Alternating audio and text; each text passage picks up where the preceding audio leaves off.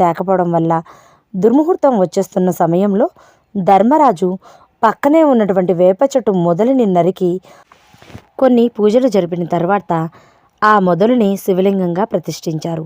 అప్పుడు భీముడు రావడంతో చాలా బాధపడడంతో ధర్మరాజు ఆ భీముడు తెచ్చినటువంటి లింగాన్ని కూడా ఆ వేప చెట్టు మొదలు పక్కనే ప్రతిష్ఠించారనమాట. ఇంకా తర్వాత శివుణ్ణి పిలిచి అందులో ప్రాణప్రతిష్ఠ గావించారు. ఎంత అద్భుతమైనటువంటిదంటే ఆ లింగము మనం ఇలా తాకితే మనకు అర్థమవుతుంది అది చెట్టు మొదలు అని. ఇన్ని సంవత్సరాల నుండి అది నీళ్ళల్లోనే ఉంటూ 3 నెలలు మాత్రమే దర్శనమిస్తూ మిగతా 9 నెలలు నీళ్ళల్లోనే ఉంటూ కొంచెం కూడా చెక్కు చెదరకుండా ఉన్న లింగం చాలా అద్భుతమైనటువంటిది. ప్రతి కట్టడము ప్రతి శిల్పము చాలా అమూల్యంగా అనిపిస్తూ ఉంటుందన్నమాట.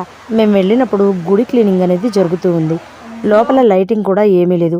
మీరు జాగ్రత్తగా గమనిస్తే వేప మొదలుతో చేసినటువంటి చెక్కతో ప్రతిష్ఠించిన లింగం కనిపిస్తుంది. ఇంకా దాని పక్కనే కొన్ని అద్భుతమైనటువంటి విగ్రహాలు కూడా ఉన్నాయన్నమాట.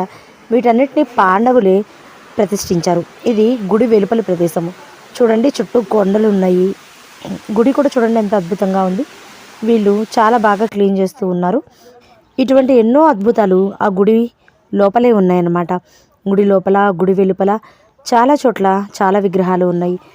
గుడి వెలుపల ఉన్నటువంటి ఈ చిన్న చిన్న ఆలయాల్లో ఒక్కొక్క విగ్రహంకి ఒక్కొక్క ప్రాధాన్యత ఉంది. ఇక్కడ సుబ్రహ్మణ్యేశ్వర స్వామి, ఇంకొక చోట అమ్మవార్లు, ఇంకొక చోట విఘ్నేశ్వరుడు, ఇలా చాలా చాలా విగ్రహాలు అయితే ప్రతిష్ఠించబడి ఉన్నాయి. ఎంత అద్భుతమండి.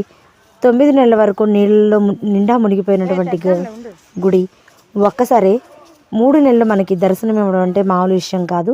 అందులో ప్రతి విగ్రహము చెక్కు చెదరకుండా ఎంత బాగుందంటే చాలా అద్భుతంగా ఉన్నాయన్నమాట. ఇది నదిలో ఉన్నటువంటి శివలింగము. దీన్ని కూడా పాండవులు ప్రతిష్ఠించారు. శివయ్యకు ఎప్పుడు అభిషేకం జరుగుతూ ఉండాలనే ఉద్దేశంతో పాండవులు దీన్ని ఇక్కడ ప్రతిష్ఠించారు.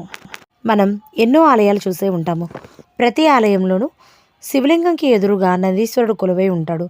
ఇది పాండవులు కట్టించినటువంటి గుడి.